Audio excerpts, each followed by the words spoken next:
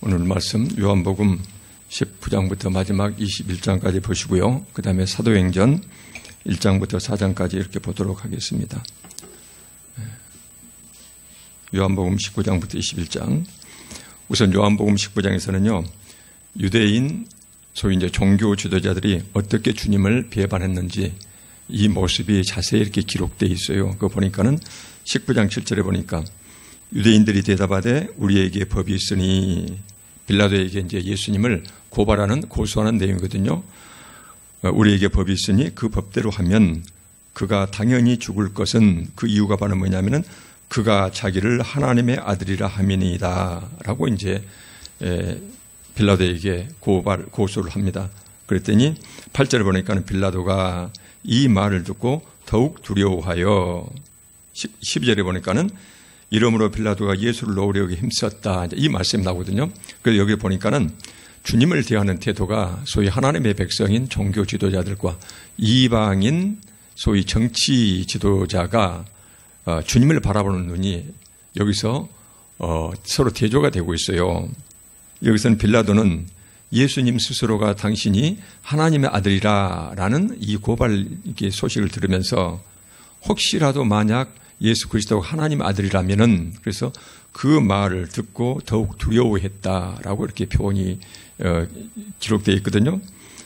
그런데 이제 이방인 정치인은 이렇게 예수님이 말씀하시는 것을 전혀 믿지 않는 그 사람도 혹시라도 하나님의 아들일까 봐서 예수님에게 해를 끼치는 것에 대해서 두려워하는 이런 모습이 나오는데 12절에 보니까는 빌라도가 예수를 놓으려고 힘썼으나 유대인들이 소리질러 이르되 이 사람을 놓으면 당신은 가이사의 충신이 아닙니다. 로마 황제의 충신이 될 수가 없다. 무릇 자기를 왕이라 하는 자는 가이사를 반역하는 것이다. 라면서 이제 여기에서 예수 그리스도가 하나님의 아들로서 소위 이제 하나님의 아들, 그래서 이스라엘 왕, 이제 이것을 정치적인 지상왕국에 대한 이 왕으로 해석하는 이런 모습이 나옵니다. 그런데 여기서 왜 유대인들이 빌라도에게 예수님은 만약 당신이 예수 그리스도를 놓아주면은 당신은 가이사의 충신이 아니고 가이사를 반역하는 것과 똑같다. 결과적으로는 이런 말씀을 했을까요? 그 당시 2대 그 로마 황제는요, 그 티베리우스라는 황제였는데요.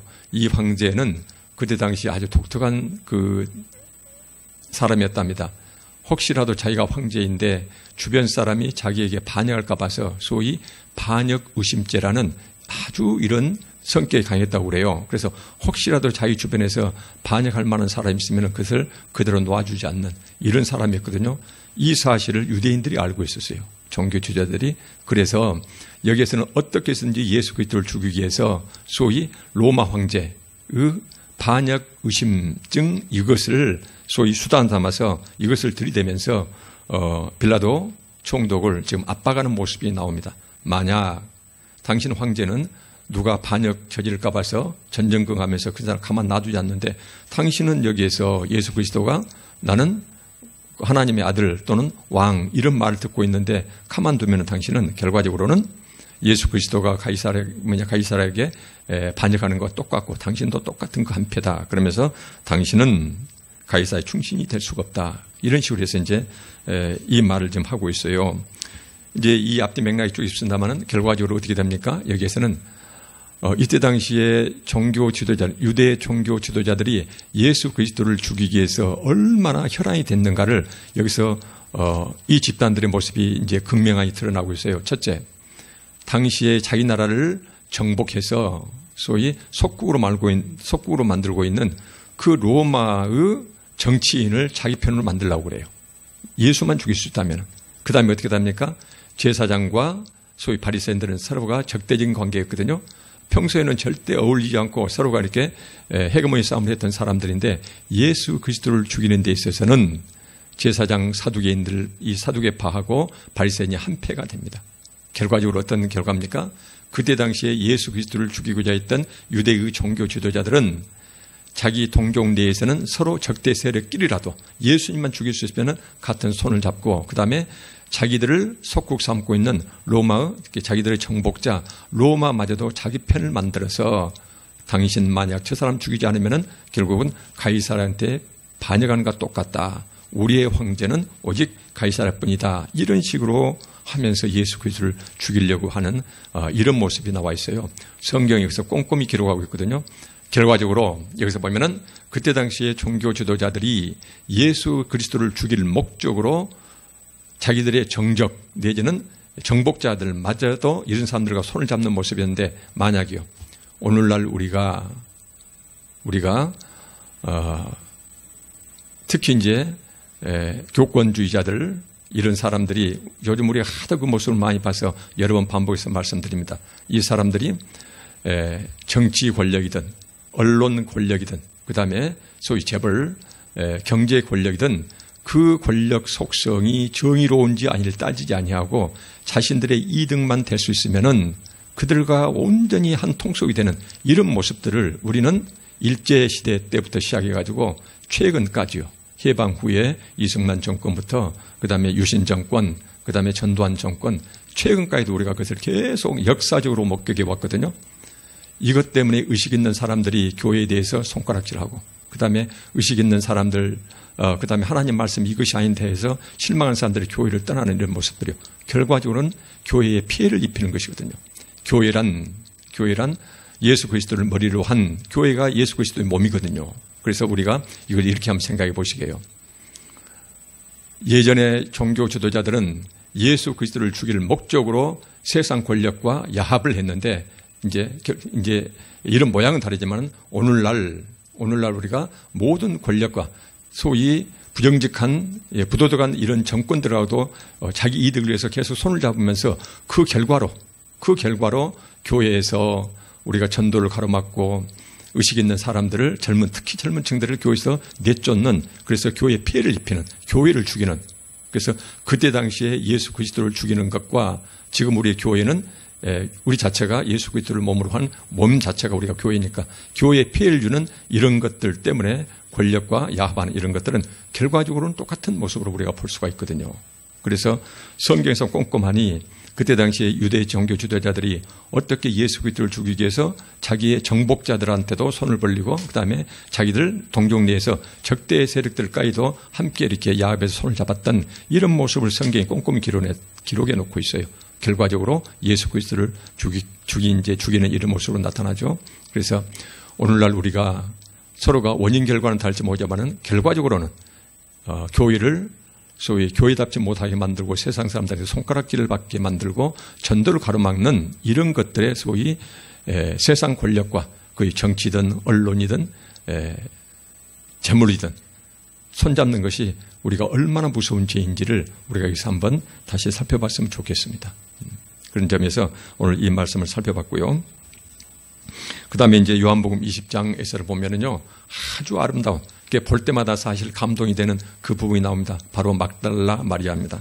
보니까는 막달라 마리아는 하나님 사랑, 소위 주님을 얼마나 사랑했는가 성경이 꼼꼼하게 기록을 해요.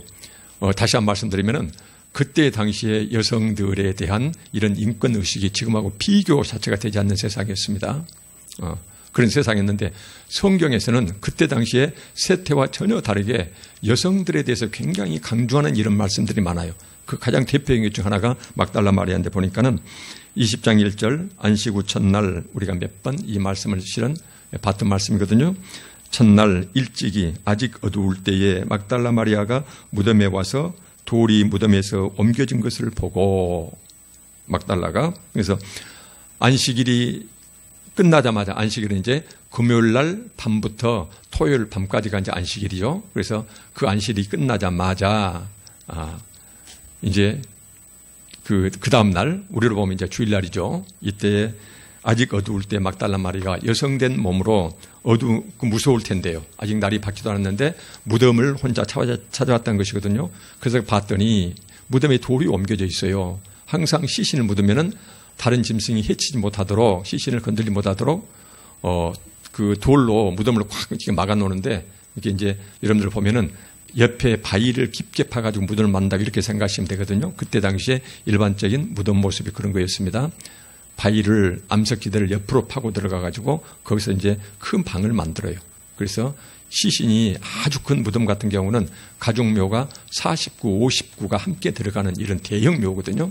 그런 묘였는데 그걸 돌로 막아놨는데 그것이 돌이 이제 옮겨져 있어요. 그러니까 막달라 마리아가 어때요? 누가 시신을 이 말하자면 이제 도둑질에 갖다 갖고는 막 달려가서 베드로 사도하고 그 다음에 주님께서 사랑하신 한 제자 아마 요한이겠죠. 두 사람한테 이 말을 알립니다. 그랬더니 두 제자가 쫓아와요. 쫓아와서 봤더니 진짜로 돌이 옮겼어요. 그 안을 그래도 보면 베드로가 굉장히 용감하거든요. 베드로가 먼저 이제 그 무덤 속을 들어가 봤어요. 그랬더니 머리를 쌌던 수건은 곱게 개켜져 이렇게 옆에가 있는데 주님의 몸을 쌌던 세마포는 막 어지럽혀갖고 흩어져 있어요. 그런 모습을 보고는 예수님이 시신이 없어졌는데 근데 두 제자는 그냥 없었는갑다고 성경에 다른 말씀이 없어요. 그리고 자기들 집으로 돌아갔더라라고 성경이 나와요. 근데 막달라 마리아는 어떤 모습이 나옵니까?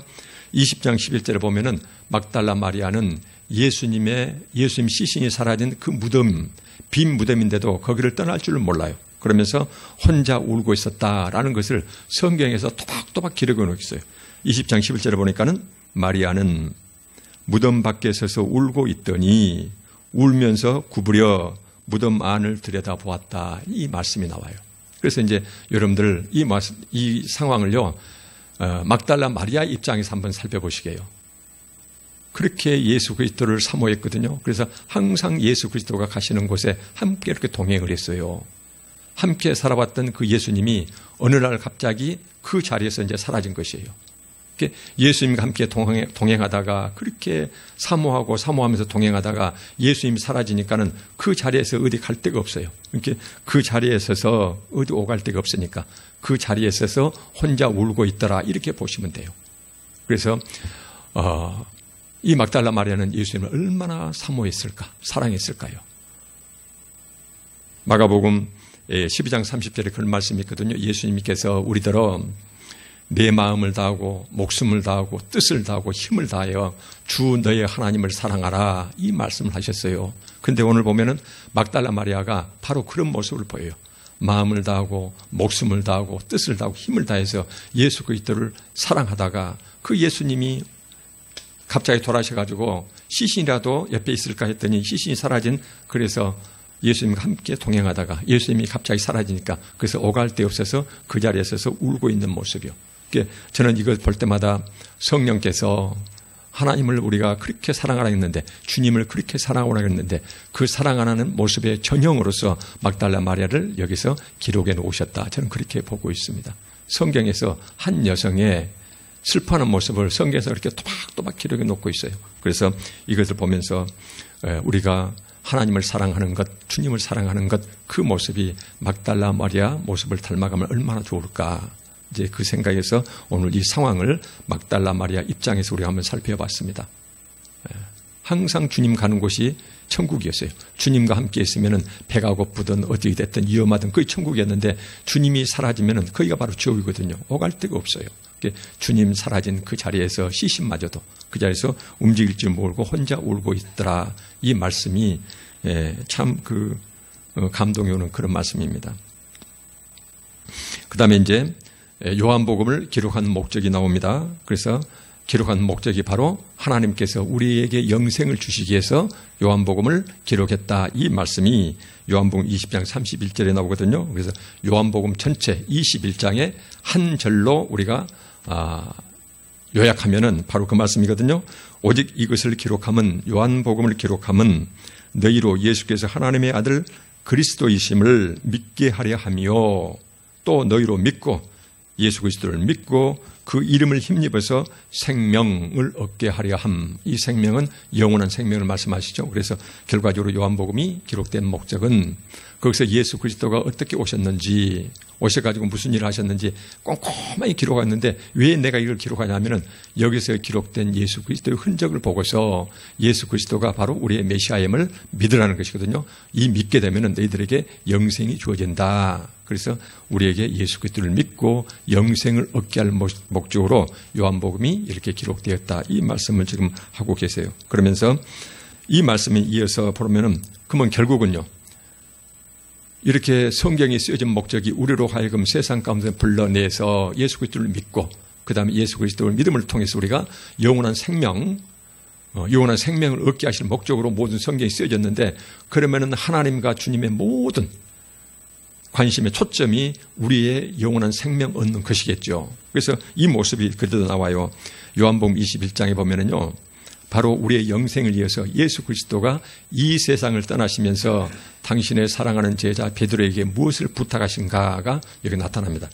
21장 15절, 16절, 17절 보면은요, 세 번에 걸쳐서 주님께서 네가 나를 사랑하느냐라고 묻거든요. 그래서 이제 마지막에 17절을 볼까요? 주께서 세 번째, 한 번, 두 번, 세 번째, 네가 나를 사랑하느냐 하심으로 베드로가 뭐라고 대답합니까? 내가 주님을 사랑하는 줄을 주님께서 아십니다.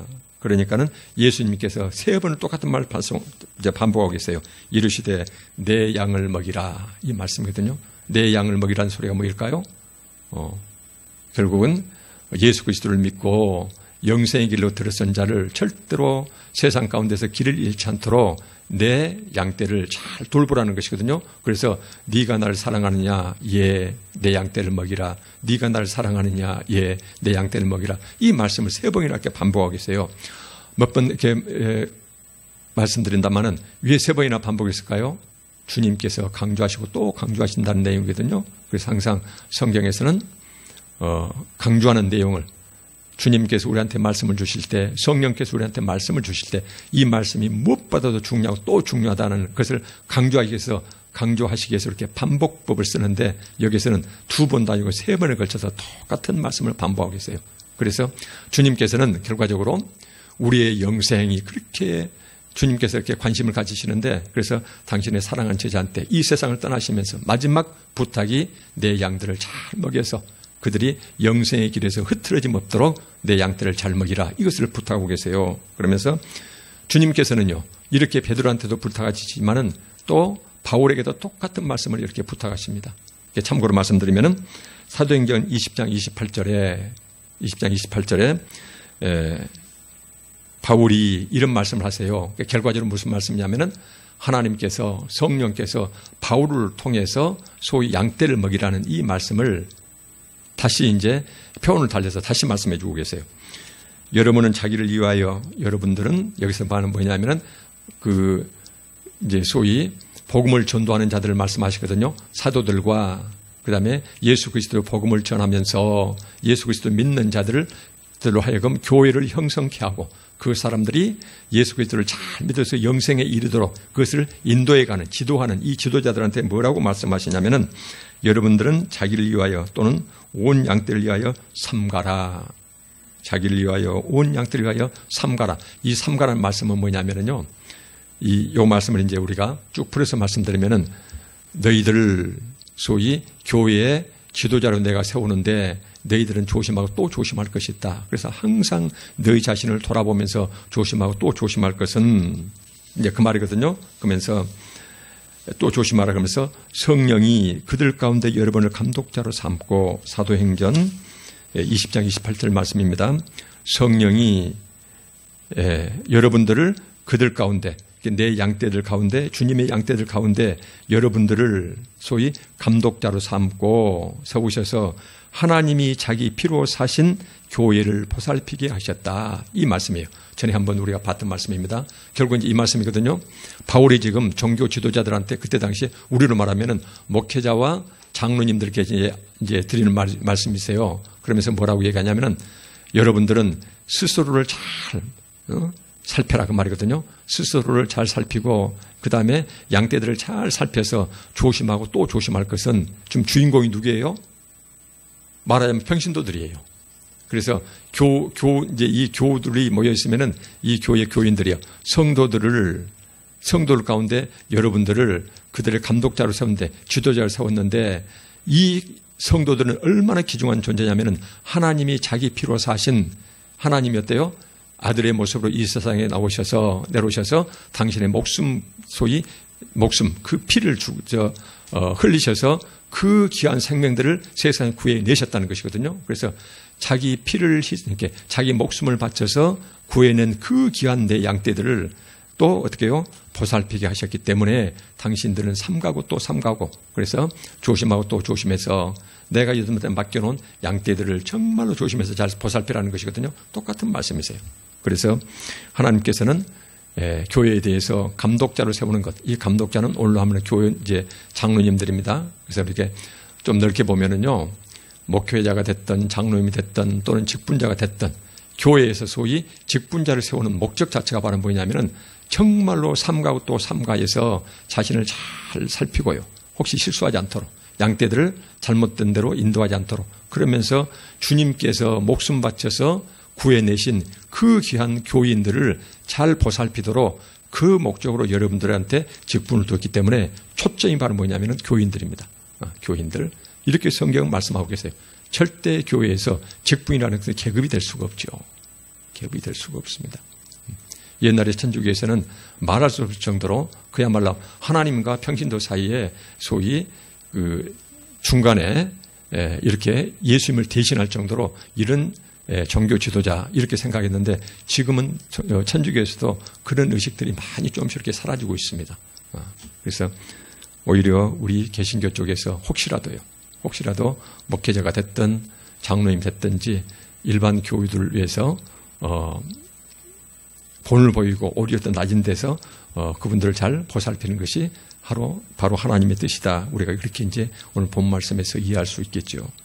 근데 이제 만약이요, 이런 것을 잘못하면은 하나님이 얼마나 진노하시는지 이 성경 말씀도 나와 있어요. 내 양떼를 먹여라. 근데 그 하나님의 양떼를 또는 주님의 양떼를 제대로 먹이지 못한 것에 대해서 하나님이 굉장히 진노하는 모습이 구약에 보면은 에스겔 34장 2절에 그런 말씀이 나와요. 에스겔 34장 2절에 보면은 이스라엘 목자들은 화 있을진저, 목자들, 요즘 우리로 말하면은 누구예요? 소위 교회 지도자들입니다. 화 있을진저 망하리라. 심하게 이 말을 그대로 지키가면은요, 여기서 화 있을진저 저주받을지어다. 굉장히 무서운 말씀이에요. 망하리라. 그러면서 목자들이 양떼를 먹이는 것이 마땅하지 아니하냐. 목자라면 하나님의 그 백성들을 먹이는 것, 이거 똑같습니다. 내 양들을 먹이라. 똑같은 말씀이 에스겔 34장에 하나님께서 그때 당시에 소위 종교 지도자한테 똑같이 주었던 말씀이거든요. 그래서 목자들이 양떼를 먹이는 것이 마땅하지 아니하냐.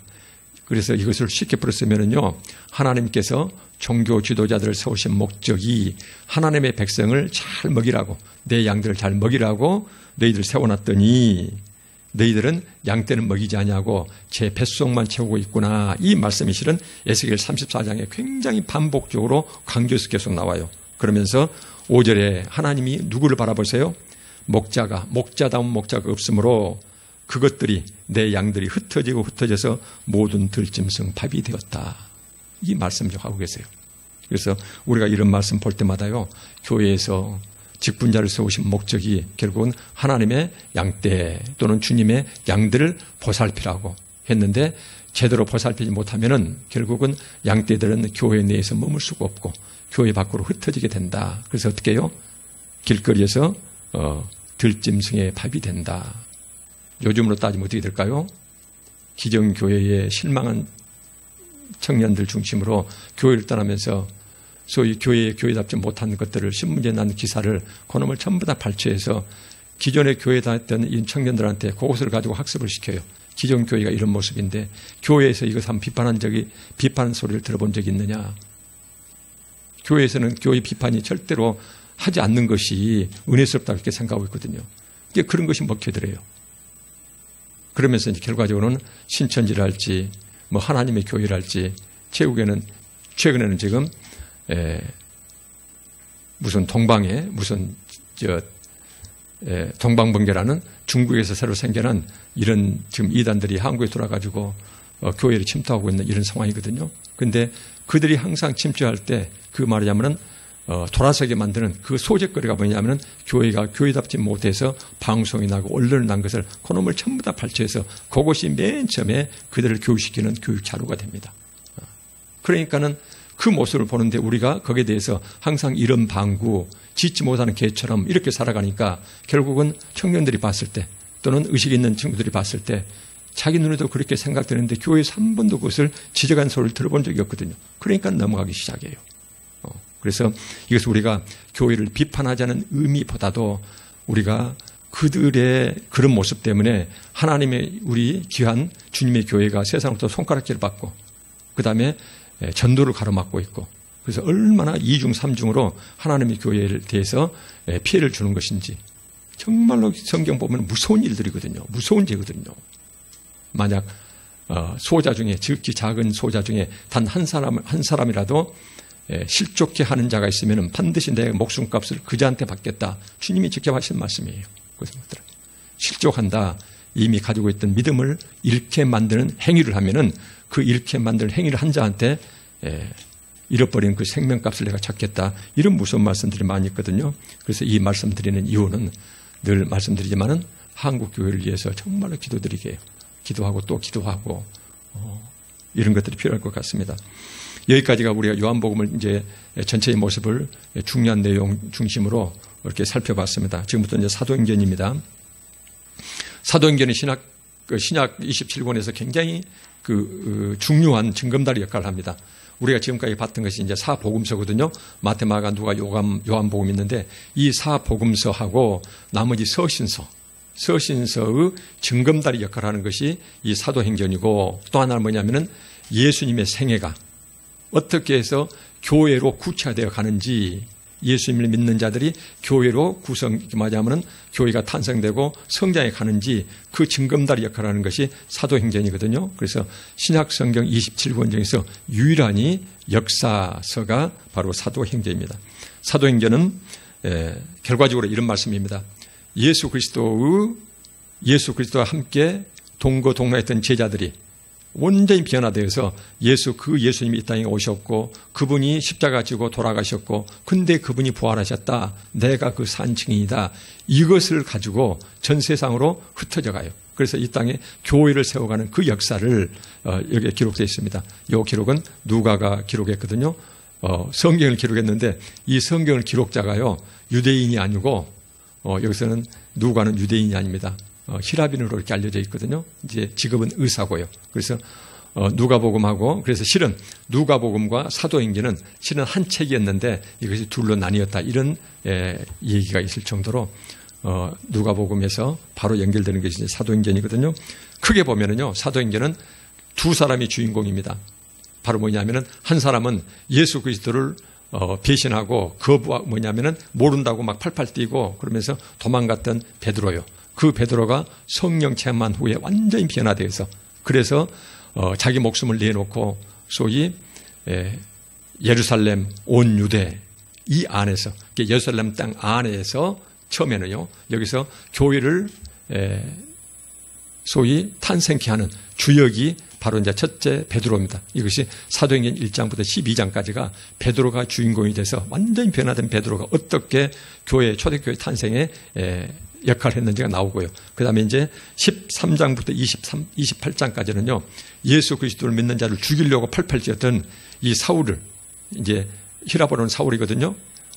이제 바울이 이 소위, 변화돼가지고, 이방, 땅끝까지 교회를 이렇게 전파하는, 세워가는 이 모습이 이제 13부터 28까지는 바울이에요. 이렇게 베드로와 바울이 이제 두 주인공이 되겠습니다. 핵심 구절은요, 사도행전 1장 8절이거든요.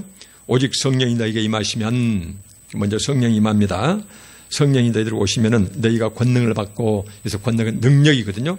하늘로부터 능력을 너희가 받게 되면은 예루살렘 가장 가까운 곳입니다. 온 유대 사마리와 그 다음에 땅 끝까지 이르러 내 증인이 될 것이다. 그 말이거든요. 내가 보았다. 그 말이거든요. 이 증인이라는 것은. 그래서 이 말씀이 사도행전 전체의 핵심 말씀이 됩니다. 자, 이 말씀을 통해서 세 가지입니다. 성령이 임하시면은 너희들이 하늘로부터 능력을 받게 될 것이다. 너희들 능력을 받게 되면은 밖에서 화형식이든 십자가 죽음이든 간에 전혀 개의치 아니하고 그리고 너희들이 세상 끝까지 나아가서 주님을 머리로 한 교회를 너희들이 만들어가게 될 것이다. 이 말씀이거든요. 내 증인이 된다. 이것이 이제 핵심 말씀이에요. 근데 이 말씀이 그대로 이루어집니다. 어떻게 이루어집니까? 사도행전 2장 1절에 보니까는 여기서 보면 성령이 너에게 임하시면, 근데 성령이 임하는 모습이 나와요. 오순절 날이요. 오순절 날 이미 이름에 그들이 다 한 곳에 모였더니 참고로 오순절은요, 신약 성경에서 나오는 건 이제 구약 성경에서 나오지 않는 용어거든요. 오순절은 어떤 의미냐면요, 6월절이요. 우리 출애굽한 6월절부터 이제 77, 49, 49일이 이제 무교절이거든요. 무교절. 그래서 6월절로부터 50일째 되는 날, 이것이 이제 오순절이에요. 이제 한자로 10이라 그 말이거든요. 이렇게 6월절로부터 50일 되는 날, 이것을 원래는 이 오순절을 구약 성경에서는 추수절 또는 맥추절로 봤어요. 즉 뭔 말이냐면은 그때 당시에 유대 땅에서 곡식을 심은 다음에 그 곡식이 다 익어서 첫 열매를 거두어서 창고에 드리는 이것을 이제 추수한 날이니까 추수절. 그것이 딱 6월절에서 50일째 되는 날이거든요. 그때 이제 첫 추수가 시작돼요. 그래서 밭에서 익은 곡식을 거두어서 소위 첫 수확하는 그것이 바로 추수절 또는 맥추절이었는데 구약으로 따지면은 근데 이 날을 신약에서는 오순절 날로 부릅니다. 그래서 이제 여기서 보면은요, 왜 오순절 날 성령께서 이 땅에 임하셨을까? 근데요, 상징적인 의미가 있어요. 오순절은 들에 익은 곡식을 첫 열매를 거둬서 창고에 드리는 이 날인데 이 오순절 성령 강림은 뭡니까? 성령 강림으로 인해서 세상 가운데 죽어가는 그 영혼들이 예수 그리스도를 믿는, 그래서 소위 예수 그리스도를 믿고 예수 그리스도의 제자가 되는 것이죠. 그래서 이들이 바로 영적으로 신령한 자들이 되어가지고 그래서 교회로 들어오는 날, 이렇게 보는 것이에요. 다시 말씀드리면 밭에 익은 곡식이 첫 열매가 창고로 드리는 이것이 원래 구약의 오순절, 소위 맥추절, 추수절이었는데 신약에서는 이 날을 오순절로 해가지고 소위 이제 들의 곡식보다는 예수 그리스도를 믿고 영적으로 영생의 첫 열매인 귀한 이 사람들이 교회의 일원이 되는, 창고 대신에 사람 구원받는 자가 교회의 일원이 되는, 교회로 모이는 이런 의미로 해석을 합니다. 그래서 그냥 오순절날 성령이 강림하신 것이 아니고 구약의 눈에 보이는, 항상 성경을 보면 뭐냐면은 눈에 보이는 일상적인 걸 가지고 영적인 것을 바로 이해할 수 있도록 이런 것들이 비유들이 굉장히 많거든요. 이것도 똑같습니다. 그래서 들에 익은 곡식, 첫 곡식을 거둘 때 이것은 예수 그리스도가 이 땅에 오셔가지고 첫 영적 열매 구원받는 자 이들을 거두는, 신앙 열매로 거두는 이런 의미로 여기서 이제 주어졌다, 이렇게 해석이 가능합니다. 그래서 보니까는 2장 2절에 보니까 호련히 하늘로부터 급하고 강한 바람 같은 소리가 있어 그들 앉은 온 집에 가득하여. 첫째가 바로 뭡니까? 귀에 들리는 소리예요. 급하고 강한 바람 같은 소리, 이거는 세찬 바람이 부는 듯한 소리가 온 집안에 가득 찼다, 이 말씀이거든요. 그래서 온 사람들의 귀에 들리는 것으로 성령 강림이 이렇게 확인할 수 있었고요. 3절에 보니까는 마치 불의 혀처럼 갈라지는 것들이 그들에게 보였다. 그리고 각 사람이 하나씩 임하였더니, 그래서 불의 혀처럼 갈라진 것들이 그들에게 보여. 이 말씀은 혀 같은 것들이 갑자기 눈에요. 첫째 귀에 들립니다. 세찬 바람 소리가 온 집에 가득해요. 근데 봤더니 혀 같은 것이 갑자기 눈앞에 나타나요. 그러면서 혀 같은 것이 왜 그 불꽃이 막 이렇게 서로 갈라지잖아요. 그래서 불꽃이 나타나는데 혀 같은 게 나타나가지고 만약 불꽃처럼 막 이렇게 여러 가지 갈라져요. 그러더니 그 혀처럼 나타나가지고 불꽃처럼 갈라진 것들이 전부 각 사람 위에 해갖고는 한 사람 한 사람 각자에게 임하였다. 그 말은요, 각자에게 임하였다. 성령이 각자에게 임하였다. 그 말씀이에요. 그래서 먼저 귀에 들리고 눈에 훤히 보여요. 혀 같은 것들이 나타나서 막 불꽃처럼 이렇게 막 널름거리면서 이렇게 혀처럼 날름거리더니 그 하나하나가 각 사람 위에 있더니 전부 그 사람 속으로 쑥쑥쑥 들어갔다, 그 말이거든요. 눈에 보였다. 그러면서 4절에 보니까는 그들이 다 성령의 충만함을 받고 소리를 듣고 세찬 바람 소리, 그 다음에 혀처럼 혀 같은 거 이렇게 나타나더니 불꽃처럼 막 갈라지더니 그것이 각 사람 위에 임하더니 막 사람 위로 사람 속으로 쑥쑥 들어가는 이것을 보고 그랬더니 이 사람들에 나타나는 증상이 뭐냐면은 성령의 충만함을 받고 마음속이 성령으로 가득 차서 성령이 말하게 하심에 따라 다른 언어들로 말하기를 시작하니라. 소위 우리가 말하는 방언이 터졌다. 그 말씀이거든요. 방언이 터졌다. 여기에서 이 방언은요, 요즘 우리가 말하는 이상한 이제 혀로 날랄거리고 이런 방언을 말씀한 것이 아닙니다. 그때는 이제 이스라엘 백성들이 전 세계에서 디아스포라들이 유대 땅에 모였거든요. 모여가지고 실은 이제 그 이스라엘 땅에 사는 사람들은 아람어를 사용하고 있었고요. 저 히랍 사람들은 히랍어를 사용했겠죠. 각 지방인 사람들이 오랫동안 흩어져서 민족의 정체성을 지키는데 그쪽 땅에 살다 보니까는 한국 오면 한국말 쓰고 일본 가면 일본말 썼듯이 이 사람들이 모여들었어요. 모여들었는데 근데 갑자기 여러 나라 그 말로 막 사람들이 말하기를 시작했다는 것이거든요. 이 성령 충만한 받은 자들이 막 한 번도 내가 러시아를 써본 적이 없는데 그 사람 혀에서 러시아가 막 쏟아져 나온다는 것이죠. 어떤 사람은 중국말을 쏟아주고 이런 놀라운 이제 기적이 나타났다. 이것을 말씀하고 계세요. 그래서 여기서 말하는 다른 언어들로 말하기를, 그래서 혹시라도 일반 그 기도원에서 말씀하시는 이상한 알아들 수 없는 이런 방언을 자체를 위해서 말씀한 것이 아니다. 그런 방언이 존재하지 않는다는 의미는 아닙니다. 그런데 항상 우리가 그런 것들은 함부로 남한테 이제 자랑한다 할지 이것을 막 함부로 교회에서는 조용해야 된다는 말씀하고 계시죠. 전에도 여러 번 말씀드렸지만은 이런 방언의 이런 현상은 기독교만 있는 것이 아니고 불교에서도 똑같이 있고 다른 종교에도 똑같이 있습니다. 그래서 그것이 선한 영으로부터 온 것인지, 이렇게 성령으로부터 오신 건지, 아니면 어디서 온 것인지 애매하기 때문에 정통 신학에서는 남한테 함부로 들이대지 마라. 항상 그것을 우리가 주의를 받았습니다. 그래서 이제 이것을 경험한 다음에요, 이 12사도가 얼마나 이렇게 12사도와 초대교회 복음 전도자들이 얼마나 놀랍게 변화됐는지 바로 이 사건이요. 오순절날 성령 강림 사건. 근데 귀에 들렸고 눈에 보였고 그 다음에 이 사람들이 눈으로 보고 귀에 듣는 사람들이 갑자기 자기가 한 번도 해보지 못한 언어가 막 이제 쏟아 나와요. 왜 그래요? 수많이 모여든 디아스포라들이 각자 자기들 말로 그 말을 알아들을 수 있을 정도로 그렇게 말이 쏟아졌다. 이 말씀. 그래서 이 체험을 한 다음에, 성령 체험을 한 다음에 이 제자들은 놀랍게 변화된다. 어떻게 됩니까? 과거에 예수 그리스도를 부인했던 겁쟁이들이 완전히 변화되어가지고는 예수 그리스도, 내가 경험했던 예수 그리스도는 진짜 하나님의 아들이시다. 그는 우리의 메시아다. 우리의 구원자다. 그래서 예수 그리스도를 믿으면은 우리는 영생의 복을 누릴 수가 있다. 이 말을 가지고 자기가 체험했던, 자기가 보았던 예수 그리스도, 들었던 말씀을 가지고 전 세계로 흩어집니다. 그래서 그 첫 출발이 바로 누굽니까? 베드로예요. 이 베드로가 그래서 사도행전 1장부터 12장까지는 베드로가 어떻게 그 전에 베드로가 아니고 변화돼서 놀랍게 역사하는지 이것이 나와요. 이제 우리가 2장에 보면은 베드로의 이제 오순절 설교가 나오거든요.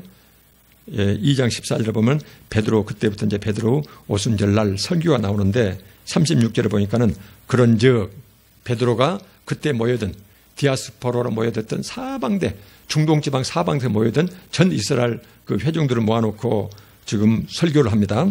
그런즉 이스라엘 온 집은 확실히 알지니 당신들을 확실히 알고 있어라. 너희가 십자가에 못 박은 이 예수를 하나님이 주와 그리스도가 되게 하셨다. 주, 우리 주님이 되게 하셨고 그리스도, 소위 메시아, 우리의 구원자가 되게 하셨다. 그러면서 38절에 베드로가 이르되 너희가 회개하여, 첫째 회개입니다. 회개라는 것은 지금까지 살았던 생활 방식으로부터 돌아서는 것이에요. 주님 말씀 중심으로. 그래서 여기서 회개라는 것은 내가 지금까지 지었던 죄를, 그놈을 마음속으로 후회하는 의미가 전혀 아닙니다.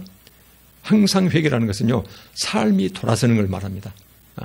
그래서 회개하여 각각 예수 그리스도의 이름으로 세례를 받고 회개한 자에 대해서 세례가 주어지고요. 그러면은 죄 사함을 받을 것이다. 너희 죄를 용서받고 온전히 하나님의 자녀가 되어서 영생의 복을 누리게 될 것이다. 그리하면 너희가 성령을 선물로 받으리니 성령을 선물로 받게 될 것이다. 그래서 순서가 있습니다. 먼저 삶으로부터 돌아서는 것이에요. 두려운 줄 알면. 그 놀라운 이적을 체험했으면은 소위 삶의 방식을 바꾸고 예수 그리스도 이름으로 세례를 받고 그 다음에는 세례를 받으면은 너희들은 죄는 깨끗이 씻겨질 것이다. 그 죄가 씻겨지면은 그 청정한 네 마음속에 하나님의 성령이 임하게 될 것이다. 지금 이 말씀이거든요. 완전히 변화되지는 않겠죠. 그러나 성령이 오시면은 불완전한 우리를 계속 점점 더 하나님의 자녀로 만들어 가시겠죠. 일단 성경 말씀 이렇게 나와요. 그러면서 이 설교를 듣고 놀라운 변화가 나타나죠. 한꺼번에 3,000명이 회개하는 역사가 나타납니다. 한꺼번에 3,000명이 회개하는 역사가 나타나고 그 다음에 좀 있으면은 베드로의 설교를 듣고요. 그 겁장이 어부였던 사람, 그 사람이 성령의 충만을 받고 나서 그 놀랍게 변화돼서 설교를 하는데 그 설교를 한꺼번에 3,000명과 5,000명이 소위 회개하고 구원받는 놀라운 역사가 나타난다. 이거에 소위 이제 1장부터 12장까지 쭉 연결이 됩니다. 그래서 이제 나머지 부분들은 이제 5장부터는 그때 이제 베드로를 중심으로 해서 초대교회가 어떻게 형성되어 가는지 그때 한번 살펴보기로 하겠습니다. 지금까지 봤던 말씀을 간단히 요약하겠습니다. 유대 종교 지도자들이 예수 그리스도를 죽이기 위해서, 배반하기 위해서 어떤 일을 했던가. 소위 자기 나라를 침략했던 소위 적대국이든지 적국이든지 아니면은 서로 적대적 관계에 있던 앙숙이든 간에 구분하지 않냐고 무조건 함께 손을 잡고 예수 그리스도 죽이기에 혈안이 됐었다. 그래서 결과적으로 목적이 예수 그리스도 죽이게 한 것이지만 오늘날 우리의 이 말씀을 한다고 하면은 어쨌든 예수 그리스도를 죽인다는 것은 요즘 우리로 말하면은 예수님이 계시지 않기 때문에 예수 그리스도께서 명령하신 이 일을 수행하는 교회예요. 교회는 우리는 예수님의 몸인데 우리 교회에 피해를 주는 그런 행태를 하는 권력과 야합하고 세상과 야합하는 것은 그것은 결과적으로는 똑같은 것이다. 예수 그리스도를 죽이는 것이든 교회에 피해를 주는 것이든. 그래서 이것은 우리가 이 말씀을 보면서 교회에 해를 끼치는 것이 얼마나 무서운 죄인지를 우리가 깨달아야 된다. 두 번째는 뭐냐면은 막달라 마리아의 주님 사랑이요. 얼마나 사랑했으면은 주님 계신 곳이 온 천국에 항상 함께 다녀요. 예수님을 떠나서는 삶의 의미가 없어요. 근데 어느 날 예수님이 사라졌어요. 시신이라도 옆에 있으면은 그 옆을 떠나지 못하고 함께 울면서 그 무덤을 배회했던 막달라 마리아요. 성경에서 왜 기록했겠습니까? 이것이 바로 마음을 다하고 목숨을 다하고 뜻을 다하고 힘을 다하여 주 너의 하나님을 사랑하라. 그 사랑의 모습의 구체적 모습이 바로 예수 모습이겠죠. 그래서 이제 저는 성경이 이것을 아주 상세히 기록해 놨다고 이렇게 저는 보고 있습니다. 그 다음에 이제 오순절 성령 강림이요. 그 전에 엉망이었던 그 제자들이 오순절 날 성령 강림, 물론 그 전에 예수 그리스도의 부활한 그 모습을 보았고요. 그래서 예수님의 그 가르침을 다시 한번 받고, 그 다음에 또 하나 뭐가 있었습니까? 마음을 열어 성경을 깨닫게 하셨다. 이 이제 복을 받거든요. 이렇게 예수 그리스도의 부활을 모습을 목격했고, 그 다음에 예수님께서 마음을 열어서 성경을 깨닫게 하셨다. 이 복을 받고, 그리고는 이제 성령 충만을 받았는데, 이 성령 충만을 받은 다음에 제자들이 놀랍게 변화되어서 그것이 불구덩이든 칼이든 십자가든 아무것도 눈에 보인 것 없이 그냥 나아가면서 내가 봤던 예수 그리스도는 너희들에게 영생을 줄 우리의 메시아다. 그러고는 이제 외치고 나갔다는 것이에요. 우리가 이제 이 말씀 보면서요, 그 사람들은 겁이 없었을까요? 근데 저는 이런 생각을 해봐요. 우리도 그렇게 변화됐으면 좋겠다. 근데 겁이 나죠. 내 거 다 하고 그 다음에 죽음도 불사해야 되는데, 근데 제가 생각해 보면은요, 그들은 이미 영생의 소망을 가진 자들이거든요. 그래서 이 사람들은 소위 우리가 사는 거의 하루살이에요. 하루의 일은 짧은 인생인데 그 다음에 이제 우리의 평생이 있어요. 그런데 이 하루살이에서 여기에서 저는 말씀드렸듯이 여기에서 내가 좀 세상 재미 누리기 위해서 평생을 내가 버릴 것이냐, 아니면은 여기에서 내가 죽은 후에 평생 동안 누리게 될 그 복이 어마어마한 복이에요. 그래서 영혼이 혼자 누리는 것이 아니고 우리 영육이 함께 부활해서 누리는 그 복이 어마어마한데 얼마나 생생하니 그것을 확신하고 또 확신했기 때문에, 그래서 이 세상에서 잠깐 동안 나에게 목숨 바쳐서 그 복을 주신 하나님이 너무나 고맙고 감사해서 내가 쥐게 될 그 복이 너무나 크니까요.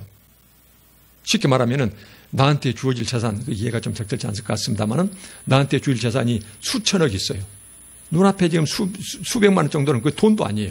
그러니까 이것을 마음대로 그냥 뜻대로 그냥 아름답게 쓰는 것과 똑같은, 우리가 이렇게 비유해 볼 수도 있을 것 같아요. 그래서 여기서 베드로 사도, 바울 사도, 그다음 나머지 사도들이 죽음 불사하고 나아갔던 그런 것들은 어쩌면 그분들은 성령의 충만함, 오순절 그 성령 강림을 통해서 어쩌면 그 사람들은 우리는 아직 희미하게 바라보는 내세의 그 행복이, 그것을 그분들은 정말로 확신에 또 확신에 찾기 때문에 이 세상의 불행이랄지 죽음 같은 것은 아무렇지도 않았을 것이다. 그래서 내세의 그 복을 바라보면서 지금의 잠시 잠깐의 그 고통은 아무런 아무런 아픔이 안 됐을 것이다. 저는 그렇게 이해가 돼요. 우리한테도 그런 확신이 주어진다면은 비슷한 이런 삶을 살 수가 있겠죠. 그래서 우리가 변화되는 것 자체를 두려워하지 마시고 저와 여러분들 가치가 성령 충만함. 그래서 이런 제자들처럼 보지 못한 것을 보고 듣지 못한 걸 듣는 그런 성령 충만함이 우리한테 임하면은 그럼 우리가 훨씬 더 세상에 얽매이지 않고 하나님 원하시고 기뻐하시는 그런 삶을 살아드릴 수 있을 것 같아요. 근데 그것이 우리가 희미하기 때문에 양다리 걸치는 이런 모습이 나오겠죠. 저는 그런 모습이 생각납니다. 그래서 항상 우리가 이 세 가지를 생각하시면서 유대 종교자들을 배반하는 모습, 혹시라도 우리 교회, 우리 한국교회, 그래서 끝없이 기도하고 막달라 마리아 그 아름다운 모습, 나도 그렇게 변화될 수 있도록, 그 다음에 성령 체험, 그 성령 체험한 그 확신자들이 얼마나 무섭게 변화됐는지, 그래서 나도 그런 성령 체험에 내세에 대한 확신 같은 거, 이런 것이 아주 생생히 체험할 수 있는 그런 복을 주시라고 함께 기도하는 우리가 됐으면 좋겠습니다. 말씀 마치겠습니다. 아버지 하나님, 오늘 말씀대로 예수님 당시 유대 종교 주자들 모습을 통해서 혹시라도 우리의 이런 모습들이 교회에 해끼치는 일이 없도록 우리 자신을 돌아보게 하여 주시옵소서. 끝까지 주님을 따르던 막달라 마리아, 그 아름다운 모습을 통해서 우리가 어떻게 주님을 사랑하고 하나님을 사랑해야 되는지 깨닫게 하여 주시고, 오순절 성령 강림, 그 전후 제자들의 변화를 바라보면서 우리도 그 성령 충만함을 받아서 온전히 하나님께서 기뻐하시는 그런 삶을 살아드릴 수 있도록 저희들을 변화시켜 주시옵소서. 감사드리며 예수님 이름으로 기도합니다. 아멘.